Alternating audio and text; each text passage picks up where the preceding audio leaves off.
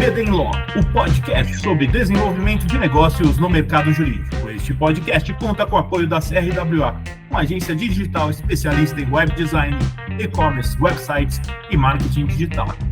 CRWA, há 14 anos entregando performance e resultados de comunicação. TKRA Contabilidade, a contabilidade certa para o crescimento da sua empresa. Já ouviu falar em Legal Design? Não? Procura por Bits Legal Design, criando documentos que qualquer pessoa entende. O relacionamento com clientes estrangeiros exige conhecimento técnico, clareza na comunicação, sensibilidade cultural, agilidade nas respostas e capacidade de traduzir a complexidade do ambiente jurídico brasileiro de forma objetiva e estratégica. E este é o tema do nosso episódio de hoje aqui no BD Law, o podcast sobre desenvolvimento de negócios no mercado jurídico. Sejam muito bem-vindas e bem-vindos. Eu sou seu host, Gabriel Bidini, especialista em desenvolvimento de negócios no mercado jurídico. Estamos aqui com Maria da Paz Tierno Lopes, a Paíca, sócia nas áreas de societário e fusões e aquisições do Demarest. Ela é bacharel em Direito pela Universidade de Lusíada, de Lisboa, Portugal, e possui mestrado LLM em Direito Bancário, Societário e Financeiro pela Fordham University School of Law, Nova York, nos Estados Unidos. É licenciada para atuar na prática de advocacia no Brasil e Portugal. Trabalhou nos escritórios de Nova York e São Paulo do White & Case, de 2000 a 2003, e nos escritórios de Lisboa e São Paulo do Quatro Casas. Falei certinho, Paíca? Alô, o espanhol tá fluindo. Ó. Possui ampla experiência em assessoria jurídica, em operações de fusões e aquisições, joint ventures, direito comercial e societário, particularmente em operações vinculadas à América Latina e Europa. Dentre seus principais clientes estão grandes empresas de diversos setores, como hotelaria e infraestrutura. Paíca é membro do Conselho de Administração e presidente do Comitê de Associados da Câmara Portuguesa de São Paulo. Paíca, seja muito bem-vindo e obrigado por aceitar nosso convite, viu? Não, o prazer é meu, Gabriela. Assim, muito legal esse podcast, então será um prazer trocar aqui algumas ideias com você. Eu tô super animado por essa conversa, viu, Paíca? Tava contando os dias aqui. Paíca, eu queria que você contasse um pouquinho da sua trajetória, como que você foi parar no direito, como que você veio para o Brasil.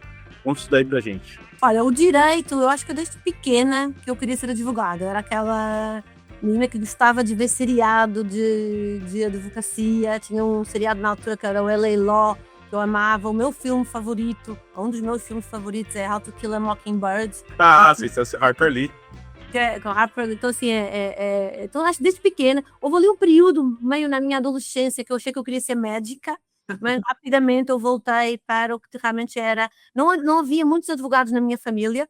O meu bisavô até era licenciado em Direito, mas desde pequena é que eu quis. Então eu fiz o curso de Direito. Assim, lá em Portugal a gente tem que tomar a decisão cedo, com 15 anos a gente tem que escolher se a gente vai para a área de saúde ou não. Então eu também indo para a Faculdade de Direito em Lisboa, né, da Universidade de Lusíada. Fiz o curso, fiz o estágio. Lá em Portugal é um pouquinho diferente do Brasil. A gente só faz o estágio após a conclusão da licenciatura. E eu fiz um estágio muito diversificado, porque eu estava num escritório de média dimensão, onde a gente não tinha uma área, a gente não ficava numa área.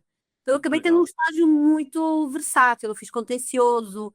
Em Portugal a gente tem que fazer defensoria oficiosa. Então eu fiz bastante direito criminal como defensora. Caramba, que legal. Tinha assim, uns casos assim bem escabeludos, assim, muito cheque sem fundo, tráfico de droga, tinha assim, várias coisas legais. E após o estágio, fiz o exame da OAB, da Ordem Portuguesa, da OAP, portuguesa. E ali meio que em 98 eu sempre tive esta coisa de querer estudar fora. Tá? Que legal. Na Europa já havia o programa Erasmus, mas ele não era muito conhecido ainda, ou não era muito fácil quando você estava em Direito, você perdia um pouco de tempo. E aí eu acabei decidindo fazer o LLM. Eu fui para Nova York, e quando eu estava no processo, eu nunca tinha planejado, nem ficar nos Estados Unidos, muito menos ir para o Brasil. Eu ia fazer o LLM, e aí no curso do processo de entrevistas do White & Case, começou a surgir o tema Brasil. Tá? O White & Case, isto foi em 99, o White & Case tinha aberto aqui escritório em 97, eu acho, e eles precisavam de alguém, já havia as questões com a OAB, eles precisavam de alguém que fosse um Portuguese speaker e que não fosse brasileiro. E eu apareci assim como realmente... Nossa!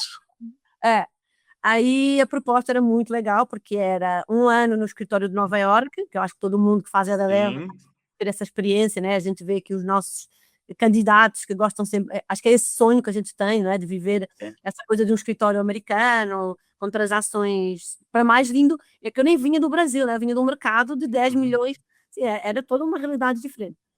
E aí eu acabo aceitando a proposta do White Case de ficar 1 ano no escritório de Nova York e depois vir para o Brasil. Eu vi assim, nunca tinha vindo para o Brasil, faz 25 anos agora, foi em Que 2001, beleza, hein? abril de 2001, eu venho para o Brasil, aí eu fico uma temporada aqui no White Case, mas para a experiência, acabo por apesar de depois daquele período de adaptação a uma cidade como São Paulo, eu acabo me encantando com o Brasil, eu decido por várias razões, eu achava que para a minha carreira eu não ia fazer carreira num escritório americano, tinha um pouco claro isso, que era difícil, né, sendo portuguesa, ter uma carreira assim no escritório americano. Eu decido voltar para Portugal, o Quatro Casas tinha feito uma fusão com o escritório português, então era um perfil muito internacional, fazia muito sentido, né, nesse momento. E aí eu fico 8 anos lá em Portugal, fazendo a minha carreira de M&A, sempre trabalhando clientes internacionais, investindo em Portugal. Havia alguma coisinha de Brasil, mas não muito. E em 2011 o Quatro Casas faz uma proposta de eu regressar ao Brasil, que eu venho, assim, muito feliz, porque era um projeto também muito legal da expansão na América Latina do Quatro Casas, como um escritório da Península Ibérica estava a começar a abrir escritórios na região, né?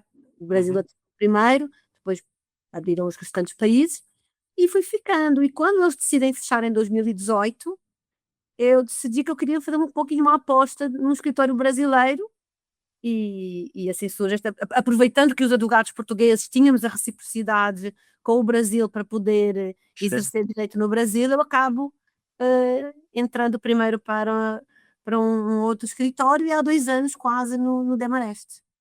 Que beleza, pai. E é bacana isso, que você sempre trabalhou, sempre não, né? Mas trabalhou em vários escritórios internacionais, e isso dá muito a cabeça, né? Porque você responde a um escritório de fora, né? Como que foi?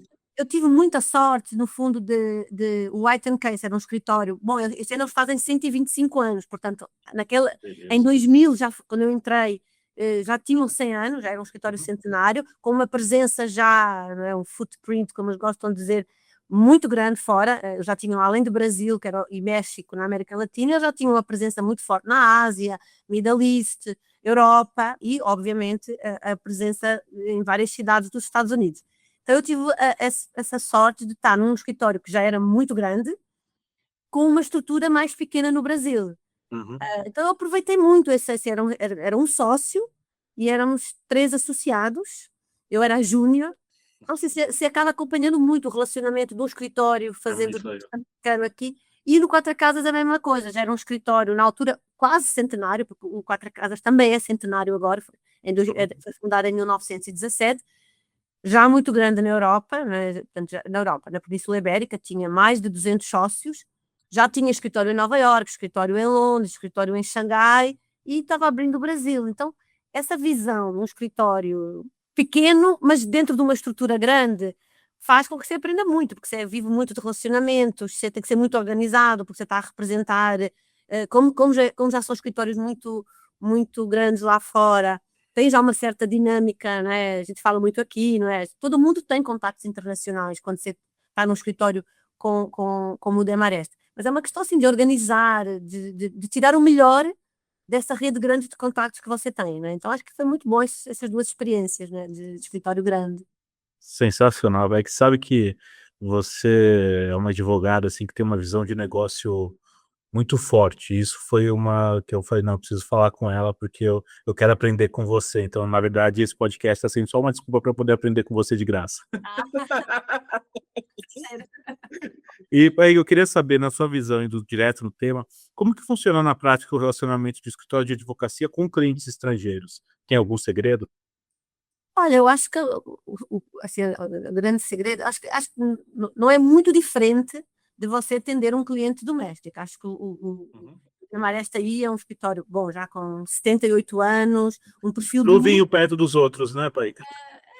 assim, já com uma boa maturidade e sempre teve este DNA muito de, não é, pela fundação, por ter tido logo um sócio americano na sua fundação, acho que sempre teve esse cuidado de que o cliente, a gente tem que entender o cliente. Eu acho que o grande segredo é a gente entender o nosso cliente, é a gente querer fazer parte do nosso cliente, não ser só um prestador de serviços. Acho que há muitos anos atrás, eu lembro em Portugal, quando a gente começava, tinha alguns escritórios que assim, era um privilégio você ser atendido pelo aquele advogado, era normal você ficar sentado horas, tipo médico, né? Você ficava Sim. horas sentado na sala do advogado, esperando ele te atender com umas revistas desatualizadas, você ficava lá, era um privilégio você ser atendido. Eu acho que o que muda no perfil de escritórios que a gente está acostumado é que o cliente é o nosso principal ativo.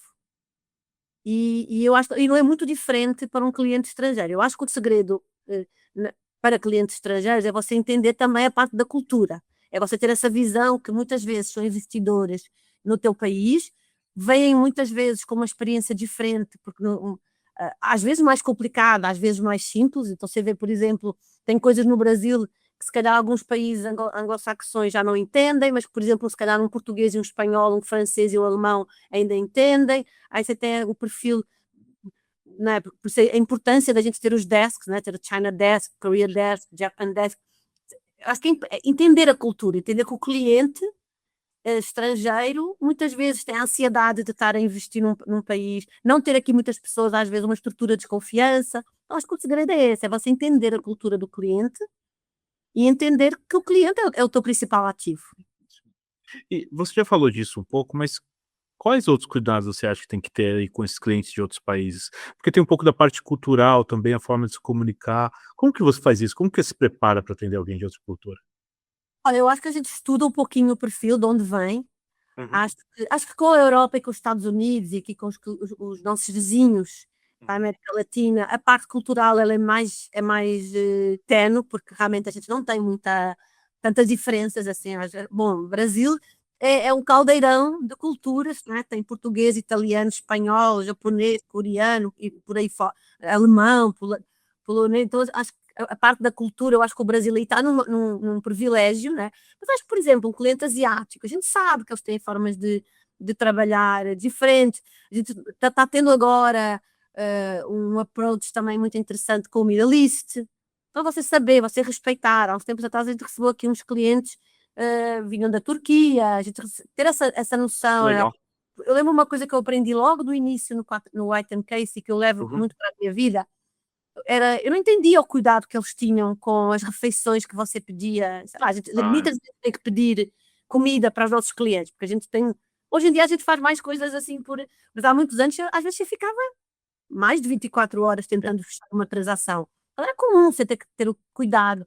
Eu lembro que logo no início, no White Case, o cuidado de você ter uma opção vegana ou vegetariana, porque você tem, não só por escolha Sim. da pessoa, mas você tem outras. Sei lá, a gente tinha clientes muçulmanos, judeus, cristãos, então tem esses cuidados, o respeito pelos feriados. Uhum. Uma das transações que eu fiz mais legais há uns anos atrás foi a aquisição de uns hotéis que eram que o comprador era uma tribo de índios da Flórida. Que Eles tinham legal. série de incentivos para fazer essa compra desses hotéis, porque eles recebiam vários benefícios, mas eles também tinham uma série de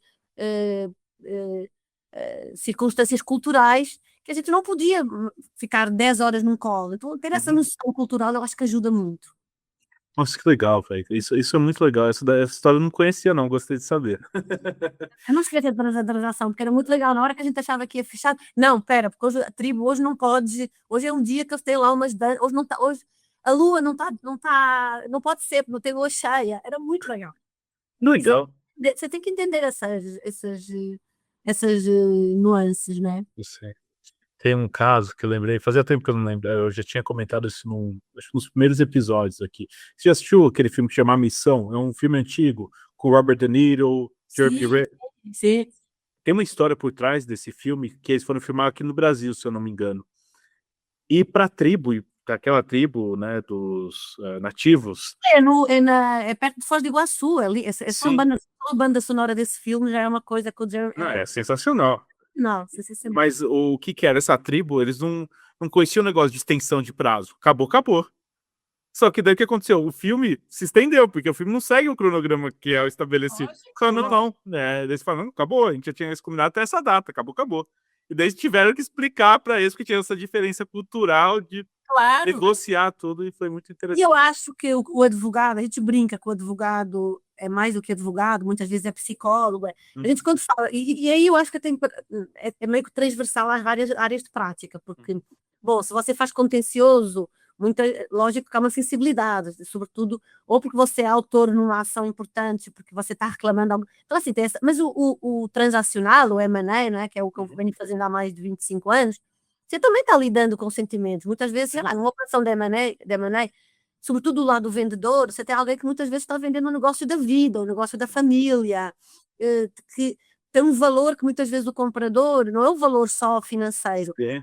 Então, assim, eu acho que a gente já tem esse cuidado com qualquer cliente, seja doméstico, seja internacional. Se ainda você tem um cliente internacional que não conhece a dinâmica, por exemplo, tem cliente, muitas vezes, por exemplo, clientes com um perfil mais germânico, eles gostam de entrar na reunião e começar logo a reunião. Brasileiro, português e espanhol gosta de falar de muita coisa, gosta de falar de futebol, de comeu, como está a mãe. É. Às vezes, reduzir um pouquinho essa nossa gênese mais latina, quando você está com um cliente que, olha, eu vim aqui para fechar o negócio, eu não vim para saber. E não é má educação, é esse respeito, né? É engraçado isso, porque eu acho que, né, eu posso falar uma grande besteira, você tem mais experiência que eu, mas os americanos, por exemplo, são mais práticos. Eles vão mais direto no ponto. E teve um experimento em Harvard que eles fizeram tem um tempo atrás, o que que eles faziam? Eles estavam fazendo de negociação, mas eles falaram que as pessoas que estavam negociando tinham 10 minutos que eles podiam falar com a outra parte, mas eles não poderiam falar sobre o negócio. E o experimento mostrou que isso ajudou a fechar melhor os negócios e enxergar melhores resultados do que aqueles que não tinham esse tempo. Obviamente, não estou falando que precisa demorar 1 hora para começar a falar, mas é super interessante, né? Acho que outra coisa, e aí eu acho que o Demarest, né, faz um investimento. Acho que o domínio do idioma, você conseguir, assim, você ter um leque de advogados que falam vários idiomas, quebra muito o gelo. É assim, você entender, o cliente se sente confortável para passar. Então, acho que essas preocupações é legal. E depois tem um outro ponto que eu gosto muito e que eu acho que o escritório com a nossa dimensão, não é? Que é você, além de ter o cliente, e aí não sei se eu estou atropelando as perguntas, mas Não, fica verdade. é o meu relacionamento com os escritórios parceiros. É isso. E eu acho que aí, né, mais até, a gente bate muito nessa tecla de business development e eu gosto também muito de business strategy, porque assim, eu acho que para você atender bem clientes estrangeiros, as parcerias que você tem, seja através de alianças, como nós fazemos parte, seja nos roadshows que a gente vai, o investimento que a gente faz em eventos, o cuidado em conhecer os nossos colegas de outras jurisdições, faz com que você. Porque quando Claro. todos queremos dar o melhor atendimento ao nosso cliente. Quando o nosso cliente nos vem perguntar, olha, além do Brasil, eu estou olhando o Chile, o México, Portugal, Espanha, com quem é que vocês trabalham? Você ter a certeza que você conhece quem são as pessoas do lado de lá, do Atlântico, ou do lado de lá da fronteira, que vão atender o teu cliente da mesma forma que atende, é tão importante quanto você atender bem o teu cliente aqui, porque se a coisa não corre bem, você acaba tendo até então essa forma, esse relacionamento, esse investimento, falo sempre que não é viagens, não é participar, a gente perde, mas lá é você para um congresso, fica lá horas, mas você conhece pessoas que de hoje para amanhã são fonte de trabalho, porque eles também vão ganhar essa confiança com você, de que você tem uma visão internacional, você se atualiza, você viaja, você conhece as pessoas e no final do dia você vai ligar para os contactos que você tem confiança, para os contactos que você tem o celular, ou você sabe que uma coisa que eu acho que aquele imediatismo que a gente hoje em dia está muito acostumado de responder logo.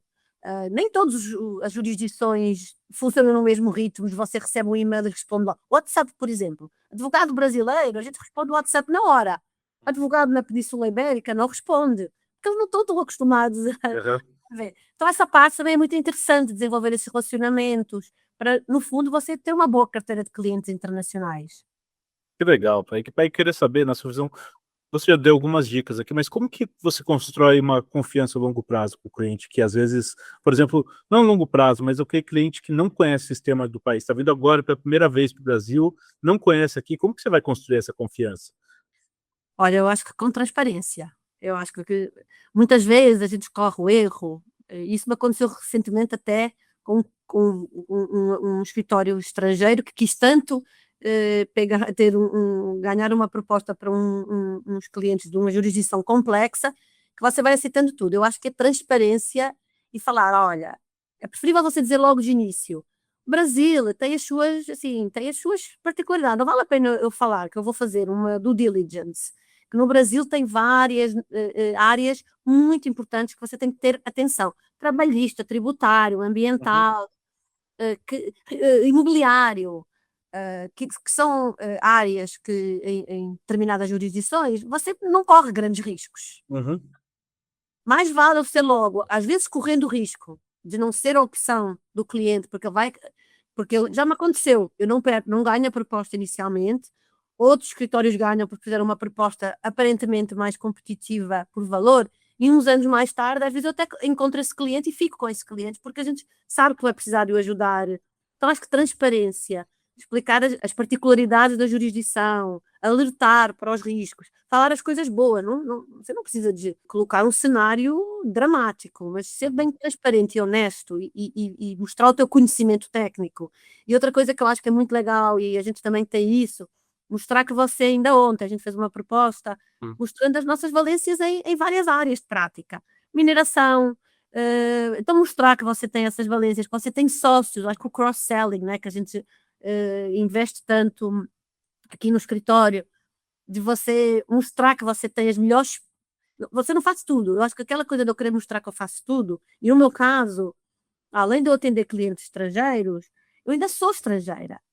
Então, assim, eu não tenho tantos anos de M&A brasileiro. Então, eu mostrar que eu estou do meu lado, tenho as melhores pessoas. Eu conheci um advogado há uns anos atrás, quando ganhou um prémio daqueles que a gente gosta de receber, né? Dos awards, Lifetime Achiever. Ele falou: não é meu este prémio, porque quando você ganha um Oscar, um filme, um Oscar, tem lá toda uma lista enorme de pessoas por trás. E o advogado tem essas pessoas por trás que vão desde os teus sócios ao teu time, a toda a parte né, de marketing, business development, recursos humanos, trazer as melhores pessoas.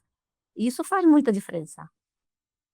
Sensacional. Kaique, uma última questão aqui para te encerrar, eu queria saber como que essa atuação com relacionamento com clientes estrangeiros contribui para o posicionamento e reputação do escritório no mercado. Assim, é uma percentagem muito importante. Eu acho que a visibilidade que o escritório que investe nesse relacionamento, que se posiciona, que trabalha para atender clientes da melhor forma, e assim, eu acho que lá está, não separando, mas que tem essa visibilidade, que mostra esse conhecimento, que investe em deslocar os seus advogados para conferências, para visitar os clientes. Acho que os clientes gostam de que a gente.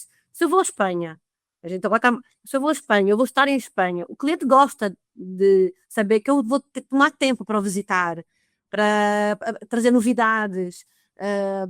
Acho que representa muito e acho que grande parte do sucesso dos grandes escritórios internacionais e os grandes escritórios brasileiros é esse investimento em ter uma carteira diferenciada. Eu acho que diversidade vale para tudo. Eu acho que você ter essa posiciona muito bem a marca. O Guimarães é um escritório que tem muita visibilidade lá fora, por ser um escritório que tem advogados de várias jurisdições, advogados com experiência internacional, o investimento que você faz em ajudar os teus associados a fazer o LLM num momento importante da vida, com alguma experiência, o posicionarmos para fazerem secondment em escritórios de referência, tudo isso coloca, eu acho que sem dúvida, o nome do teu escritório no radar. Não tem quem lá fora não saiba quem é Demarest Advogados. E os rankings, né? Acho que aí esse trabalho todo é muito importante, né?